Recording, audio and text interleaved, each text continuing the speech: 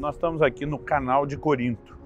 Na antiguidade, Corinto era servida por 2 portos e tinha um trabalho de travessia por terra para se evitar contornar o restante da península. Eles tinham um trabalho de travessia por terra de 6 quilômetros.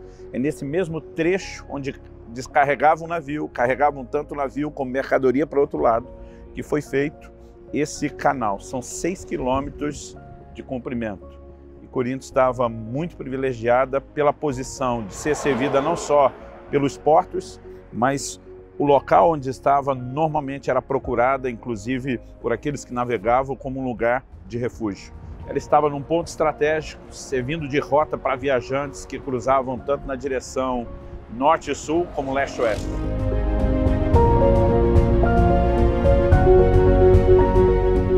Estamos aqui na antiga Corinto, cidade grega, onde o apóstolo Paulo passou 1 ano e meio pregando. Diferente dos outros lugares que ele passou antes, ao entrar no continente europeu, ele prega primeiro em Filipos, depois em Tessalônica, depois em Bereia, finalmente ele vai a Atenas e depois de Atenas ele vem a Corinto. Diferente dessas outras cidades, Paulo gasta um tempo aqui maior do que em todas as outras cidades. Não há detalhes no texto bíblico que justifiquem esse tempo maior que Paulo gastou. Sabemos que ao longo do seu ministério ele vai investindo mais tempo em determinadas localidades. Mais à frente ele chega a passar 2 anos em Éfeso. Um dos motivos pelos quais especula-se que ele tenha ficado mais tempo é porque ele entra pregando o evangelho na Grécia, cerca do ano 50 depois de Cristo. E no ano 51 haveria aqui em Corinto os Jogos Istmicos. Esses Jogos Istmicos, depois dos Jogos Olímpicos, eram talvez os jogos mais populares. A cidade tinha 2 portos atendendo 2 mares distintos, o Mar Jônico e o Egeu, hoje ligados pelo Canal de Corinto. Era uma cidade onde havia uma afluência muito grande de pessoas. Mercadores de todas as partes passavam por esse lugar. Além de ser estratégico para espalhar a mensagem para o resto do mundo, Paulo sabia que esses jogos também trariam uma concentração não só de gregos, como também de estrangeiros.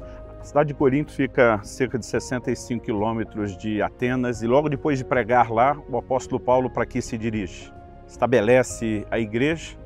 E quando Paulo escreve aos Coríntios, um dos assuntos principais que ele precisa tratar e resolver na igreja diz respeito à questão dos dons espirituais. Aliás, em nenhuma outra epístola da Bíblia ele fala tanto sobre o assunto como na epístola aos Coríntios.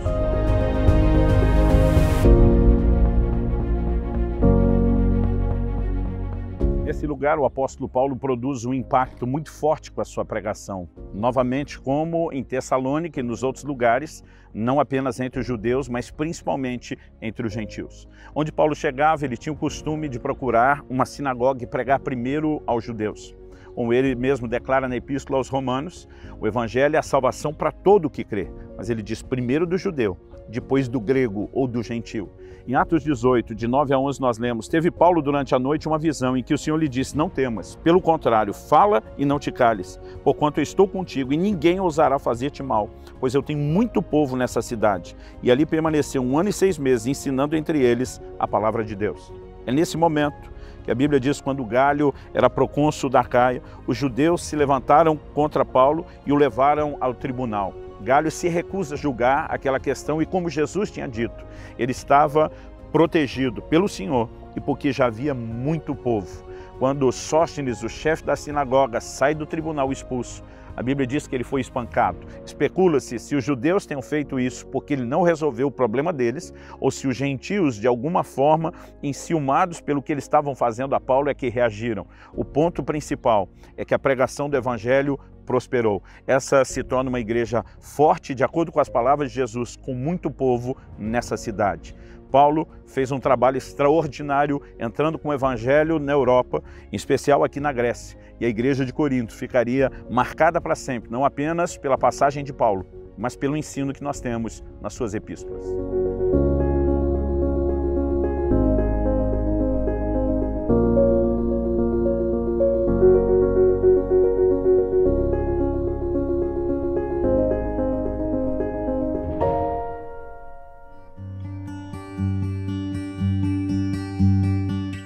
Coríntios, no capítulo 12, no versículo 1, o apóstolo Paulo diz: a respeito dos dons espirituais, não quero, irmãos, que sejais ignorantes. Nesse ponto, o apóstolo Paulo começa a abordar o que era uma realidade, a operação dos dons na igreja em Corinto, desde o início, desde que o evangelho ali chegou, os dons já se manifestavam. O apóstolo Paulo faz a seguinte declaração em 1 Coríntios 2,4: a minha palavra e a minha pregação não consistiram em linguagem persuasiva de sabedoria, mas em demonstração do Espírito e de poder. Ele também diz em 1 Coríntios 1,7, de maneira que nenhum dom vos falta. A palavra usada no primeiro capítulo para se referir ao dom é exatamente a mesma do capítulo 12. É nesse momento que ele, escrevendo à igreja, que conhecia essas manifestações pela forma como Paulo pregou o evangelho, mas que passaram também a vivenciá-las, razão pela qual Paulo diz: não vos falta nenhum dom. De todas as 9 manifestações descritas no capítulo 12, Paulo diz: vocês não têm falta de nenhuma delas. Então a igreja foi envolvida nesse ambiente da manifestação do poder do Espírito Santo. No entanto, Paulo mostra algo importante a respeito dos dons, que os dons precisam de orientação e ele vai demonstrar a eles também a necessidade de supervisão, o que nos leva a trabalhar o assunto dos dons na seguinte perspectiva: qual é a lição prática que nós temos para nós, os cristãos de hoje, do nosso tempo? Precisamos, portanto, começar com uma pergunta, com um questionamento: os dons cessaram? Isso dentro da teologia é chamado e apresentado como o cessacionismo. O que leva muitos dentro dessa escola teológica a dizer que os dons cessaram é porque, de fato, a palavra de Deus fala a respeito de um momento onde eles cessarão. É na mesma epístola de Paulo aos Coríntios, no capítulo 13, ele começa dizendo a partir do versículo 8 até o 13, o amor jamais acaba, mas havendo profecias, desaparecerão, havendo línguas, cessarão, havendo conhecimento, passará. Porque em parte conhecemos e em parte profetizamos. Quando, porém, vier o que é perfeito, então o que é em parte será aniquilado. Primeira coisa a ser observada, ele diz: chegará um momento que tanto profecia, como línguas, como conhecimento cessará. Ele diz quando isso vai acontecer. Ele diz: quando vier o que é perfeito, o que em parte será aniquilado. Então a doutrina de que os dons um dia cessam é fato bíblico incontestável. A pergunta é: o prazo de validade deles já aconteceu, já chegou ao fim? Então nós precisamos entender a declaração de Paulo. Ele segue falando no verso 11, quando eu era menino, falava como menino, sentia como menino, pensava como menino. Quando cheguei a ser homem, desisti das coisas próprias de menino. Ele usa isso como exemplo para declarar: agora vemos como um espelho obscuramente, então veremos face a face. O que é esse agora e o então? Ele está falando a respeito do momento específico onde eles viviam os dons, mas ele está falando do momento em que chegaria aquilo que é perfeito. Ele diz: agora conhecemos só em parte. Quando vier o que é perfeito, ele diz: conheceremos plenamente, como também somos plenamente conhecidos. É nesse momento que ele diz: agora, pois, permanecem a fé, a esperança e o amor. Esses 3, porém, o maior destes é o amor. O apóstolo Paulo deixa claro que quando viesse o que é perfeito, o que em parte cessaria. Pergunta: o que é perfeito já chegou, já aconteceu? De acordo com os estudiosos, os cessacionistas, eles dizem que o que era perfeito era a revelação completa da palavra, era o fechamento do cânon bíblico, e se isso fosse verdade, os dons tivessem cessado com isso, então está faltando algo mais que deveria ter cessado, porque Paulo não diz que só profecias e só línguas cessariam, ele diz que o conhecimento também cessaria. Então, se argumentamos que isso já aconteceu, o que é perfeito chegou, então não poderia se valorizar o conhecimento. E os cessacionistas, que não valorizam os dons ou não os reconhecem como contemporâneos, eles são os que mais valorizam o conhecimento. Não podemos dizer que alcançamos o nível pleno de conhecimento, porque Paulo define: quando vier o que é perfeito, eu conhecerei como também sou conhecido. Conhecido por quem? Pelo Deus onisciente, pelo Deus que conhece todas as coisas. E esse nível de conhecimento não nos tocou até agora. Falar dos dons é a mesma coisa que falar dos ministérios ou dos dons ministeriais lá de Efésios 4:11. Frequentemente alguém me questiona: Pastor, o senhor acredita que o dom do apóstolo ainda é para hoje? Eu digo, olha, a Bíblia define um prazo de validade. A Bíblia diz que o Senhor Jesus estabeleceu apóstolos, profetas, evangelistas, pastores e mestres, com um propósito. Qual era o propósito? O aperfeiçoamento dos santos. Então o versículo 3 diz, até que indica o prazo de validade. Ele diz, até que todos cheguemos à estatura do varão perfeito. Precisamos ser aperfeiçoados para alcançar essa plena maturidade. Pergunta, já chegamos à plena maturidade? Ainda não. Então, o prazo de validade ainda não concluiu. Dessa forma, nós podemos entender que não há razão para dizer que esse dom não pertença hoje. Por outro lado, o livro de Apocalipse fala daqueles que se dizem apóstolos e não são. Então, eles são considerados mentirosos. Reconhecer que o dom apostólico é para hoje é uma coisa. Reconhecer que qualquer um que se intitula apóstolo realmente o seja é outra conversa. No entanto, não é por causa do erro de alguns que nós vamos mudar uma doutrina fundamentada pela palavra de Deus. O ambiente dos dons, desde o início na igreja de Corinto, era marcado por abusos, o que nos leva aqui ao segundo ponto, que também é uma pergunta. Alguém pode criar confusão com os dons? E a resposta, por mais desconfortável que seja para alguns de nós, é sim, alguém pode criar confusão com os dons. E a razão para isso é muito simples, embora esse não seja o propósito, pode acontecer. A palavra de Deus mostra que Paulo aborda esse assunto com os coríntios. No capítulo 12, no versículo 33 da sua primeira epístola, ele diz, porque Deus não é Deus de confusão. Se você olhar o contexto, ele estava orientando como proceder, como administrar a manifestação dos dons. E depois ele diz, Deus não é Deus de confusão. Logo, se existe confusão, ela não foi provocada por Deus. Foi provocada por quem? Pelos homens. E a razão pela qual isso pode acontecer é porque os dons não são uma manifestação única, unilateral da parte de Deus. Na verdade, eles são uma combinação, uma interação entre Deus e o homem. Esse aspecto também é importante ser entendido. Na primeira epístola de Paulo a Timóteo, no capítulo 4 e no versículo 14, ele diz, não seja negligente. Timóteo não poderia ser responsabilizado de negligência, porque afinal de contas não dependeria dele e somente do Espírito Santo. Mas o mesmo apóstolo Paulo, escrevendo ao mesmo Timóteo, diz na segunda epístola, capítulo 1, versos 6 e 7, por essa razão, venho lembrar que reavive o dom de Deus que está em você. O sujeito oculto é que você reavive o dom que está em você. Ele diz, pela imposição das minhas mãos. Porque Deus não nos deu espírito de covardia, outra versão diz de medo. Então, porque o dom não estava avivado, porque Timóteo estava deixando ele se apagar. A palavra aqui, avivar, é a mesma usada para falar de reacender uma brasa tirada do fogo. Então, Paulo está dizendo a Timóteo, você está apagando o dom, você é responsável por acendê-lo. O dom veio de Deus, mas a responsabilidade de usá-lo, a responsabilidade de ativá-lo é sua. Razão pela qual Timóteo estava deixando o dom apagar, nós entendemos no versículo seguinte, quando ele diz, Deus não nos deu espírito de medo. Então, quando falamos dos dons do Espírito, eles são inspirações que vêm da parte de Deus e passam pelo filtro da nossa limitação.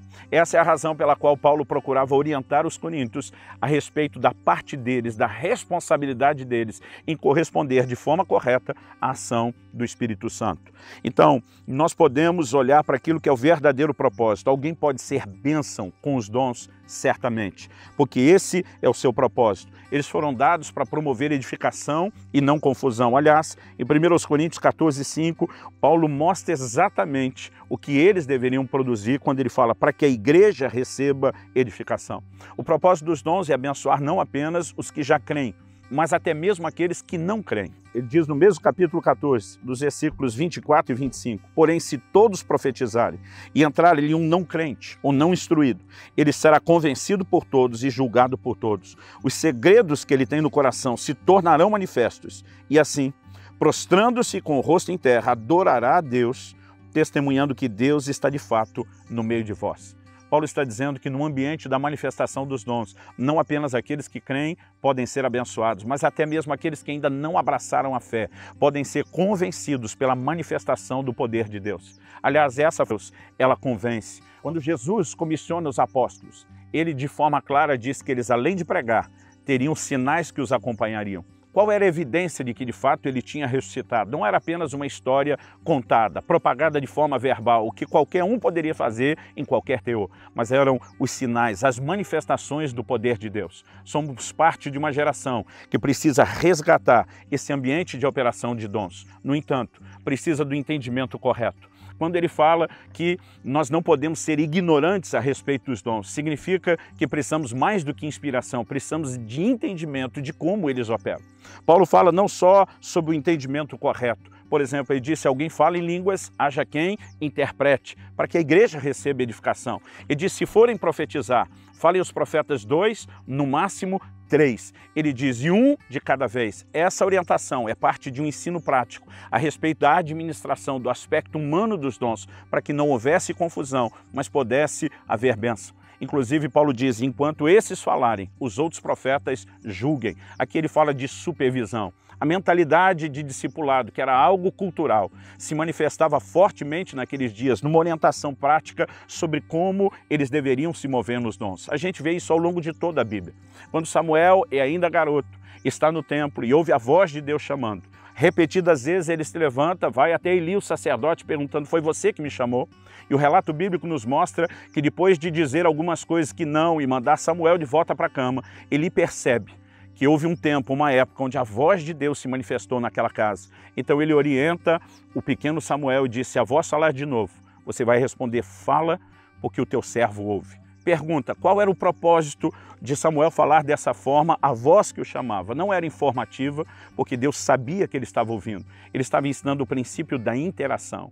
Ele diz, é como num jogo de dama ou de xadrez. Deus nos inspira, ele faz o movimento dele, da nossa parte. Nós precisamos corresponder. Entender a natureza da interação, nos permitir ser ensinados e instruídos a partir da perspectiva bíblica da palavra de Deus e caminhar debaixo de supervisão daqueles que já são mais maduros, vai permitir que a gente sonhe genuínas. Paulo não os impediu de moverem nos dons porque havia um ambiente de erro. Ele amorosamente os instrui a corrigir os erros e ele os encoraja a seguir prosseguindo nas manifestações do Espírito Santo. Que você possa buscar isso em Deus, porque o ensino bíblico é que os dons devem ser buscados. Eu vejo gente que por uma vida tem esperado que eles venham por si mesmos, quando a orientação é buscar com zelo os melhores dons. Depois, no início do capítulo 14, ele novamente diz, buscai com zelo os dons espirituais, mas principalmente que profetizeis. Essa busca é nossa responsabilidade. Sujeitar-se ao ensino, submeter-se à supervisão é nossa responsabilidade. Mas sem a inspiração do alto, sem o elemento do sobrenatural, também não iremos a lugar nenhum. Que o seu coração se permita ser orientado, em primeiro lugar, pela própria Escritura. Segundo, por uma liderança madura e experiente nessa área, para que você possa ir mais longe e assim ser bênção na vida de muitas pessoas. Nos próximos minutos, nós vamos ter uma conversa de aplicação prática dessa palavra. Fique comigo.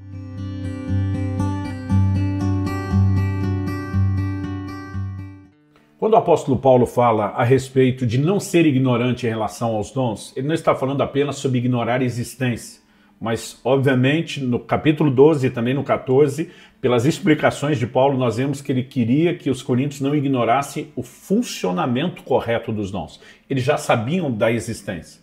E quando falamos sobre não ignorar o funcionamento, eu acredito que a primeira coisa a ser destacada é que o mover do Espírito Santo nessa área dos dons é uma parceria entre Deus e o homem. Deus traz uma inspiração e o homem corresponde e participa. Quando entendemos isso, evitamos alguns erros. Há pessoas que ficam o tempo todo esperando o Espírito Santo fazer uma coisa tão extraordinária, tão espetacular, que elas nunca têm experiência alguma com os dons. É lógico que o assunto aqui é muito extenso, não dá para tratá-lo de forma profunda em poucos minutos. Eu produzi um curso inteiro com horas de ensino sobre os dons na nossa escola, mas se eu pudesse resumir esse aspecto aqui, eu diria que além de entender que Deus traz uma inspiração e o homem corresponde, é a ideia de simplicidade. A operação dos dons é simples. Há uma frase que eu repito sempre, o resultado até pode ser espetacular, mas o processo, a maneira como isso acontece, é simples. É super verdade. Nossa, muitas vezes, até uma menina de 13 anos, quando eu tinha 13 anos, eu sentia um impulso de dar uma palavra de encorajamento para alguém, falar alguma coisa que para mim era uma coisa nova, era sair da minha zona de conforto, mas eu também achava que era alguma coisa tão simples, que talvez Deus nem ia usar tanto isso. Mas fazendo isso, eu via tanto fruto, eu via tanta gente realmente pegar aquelas palavras e significava alguma coisa muito maior para elas do que eu poderia ter imaginado. Então, a gente nunca pode limitar Deus, a gente nunca pode limitar o que Ele pode fazer. E eu acho que é exatamente isso, é na medida que a gente vai estourando nossos limites, assim, sabe? Indo adiante e se aventurando nessa área. Bom, uma coisa que eu aprendi aos 15 anos de idade, né, foi que muitas vezes as pessoas mistificam demais a questão dos dons, né, quando deveria entender essa simplicidade, né? E eu lembro que a pessoa que me instruiu dizia, olha, Deus vai trazer algo de uma forma tão simples dentro de você como a certeza de salvação, né? Como você sabe que é salvo? Ele me perguntou, eu falei, olha, eu sei porque sei porque sei. Como é que sei? Não sei, só sei que eu sei. E até hoje eu brinco isso, que eu sabia, que sabia, só não sabia como é que eu sabia.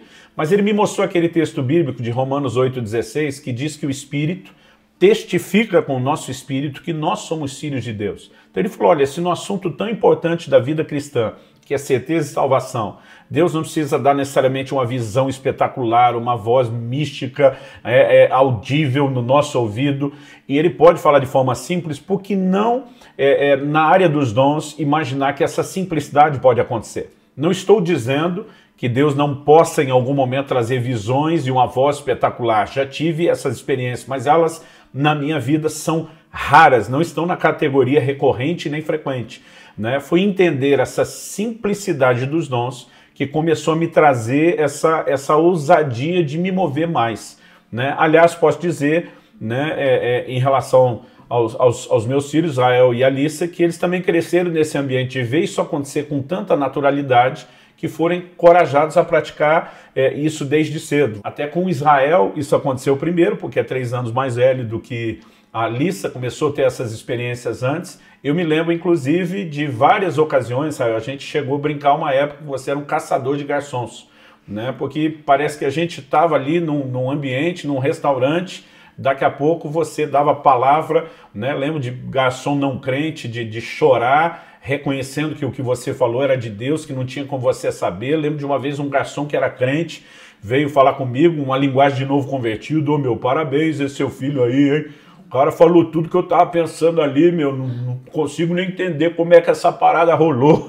Não era nem aquela conversa muito de crente, mas ele já tinha um entendimento, né? E a gente começou a praticar e exercitar isso, porque algo sobre os dons que as pessoas precisam entender é que a gente só vai aprender a mover nos dons movendo, né? Paulo diz, todos podereis profetizar, 1 Coríntios 14:31, um após o outro, para que todos aprendam.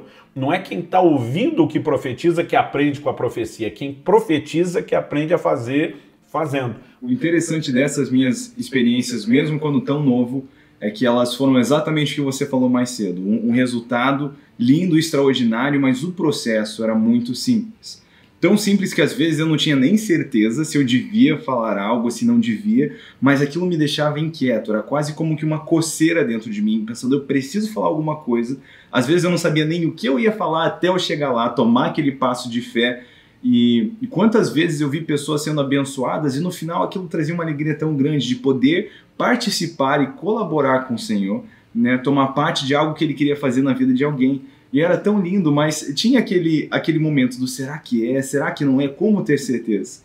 E aprendi, né, dentro de casa a se aproximar com sutileza, né? Não precisava chegar chegando, dizendo, olha só o que está no meu coração, né, Deus me disse, mas muitas vezes eu estava lá, mesmo jovem, eu sentia algo a respeito da família do garçom que Deus queria falar. Aí eu chegava, às vezes, enquanto eu estava caminhando, eu já ia orando, né? Espírito Santo me traz clareza, né? Me ajuda a entender isso aqui, se é para falar, se não é para falar. E quando eu chegava, às vezes, eu meio que tinha aquela sensação, não, é sobre uma filha, é sobre a esposa, envolvendo isso ou aquilo. Eu tinha aquela pequena sensação. Então eu chegava, né, perguntando, por acaso, né, você é casado?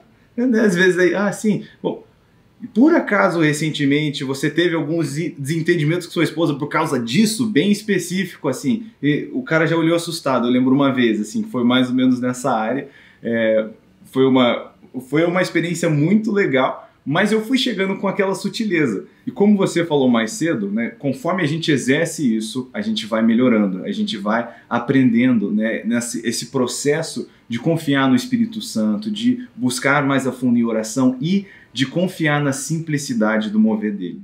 Inclusive, isso me lembra realmente uma experiência parecida que eu tive, e como você estava falando, o entendimento de que a gente pode se mover em simplicidade, para mim foi libertador.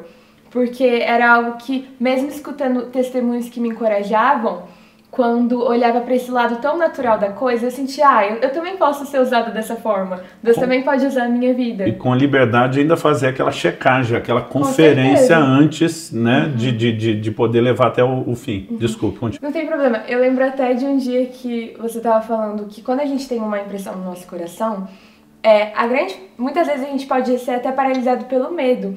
Mas, se a gente levasse aquilo adiante, não faria nenhum mal a ninguém.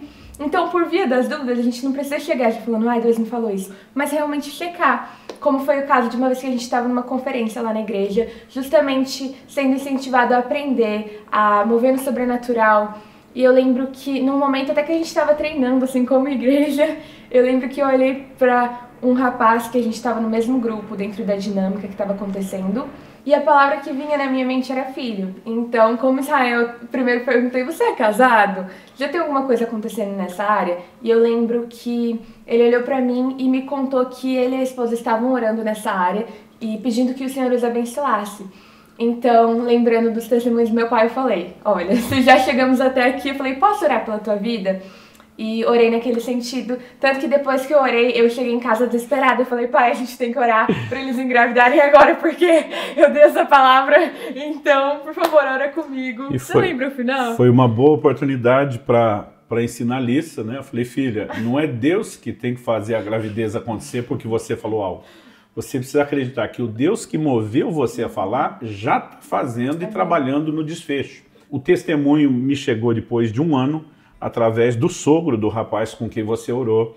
E ele falou, Luciano, depois de um bom tempo que ele estava orando, tentando gravidez sem conseguir, depois sua filha deu aquela palavra, a minha filha engravidou, a gente ficou todo mundo empolgado, eu como avô nem se fala, mas ele diz, no momento que a criança nasceu, houve uma complicação enorme no parto.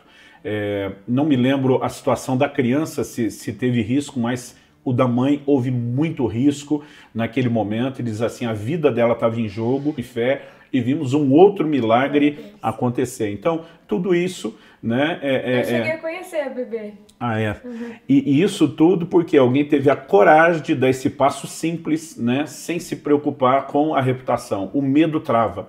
Paulo escreve a Timóteo, né? E ele diz que Deus não nos deu espírito de medo. Ele fala logo depois de dizer, desperte, reaviva o dom que a gente tem. Às vezes o que está apagando o dom é o medo. O medo não é do funcionamento do dom, medo de errar. Então, quanto mais simples a gente conduzir o processo, mais Jesus recebe glória e menos perigo de errar. E eu acho muito especial a gente pensar que o Espírito Santo, ele tem prazer em participar disso, né? Que lá em 1 Coríntios 12:11 a Bíblia diz que ele distribui os dons como lhe agrada, como lhe apraz. Então isso é muito especial, né? Pensar que ele faz parte desse processo de ver pessoas que estão ali disponíveis, né? E atribui esses dons ao corpo de Cristo. Isso é muito especial. Bom, Deus tem colocado os dons à disposição de todo o corpo de Cristo, de todos os crentes. Decida não ser ignorante, decida entendê-los, exercitá-los e com certeza muita gente vai ser abençoada com isso.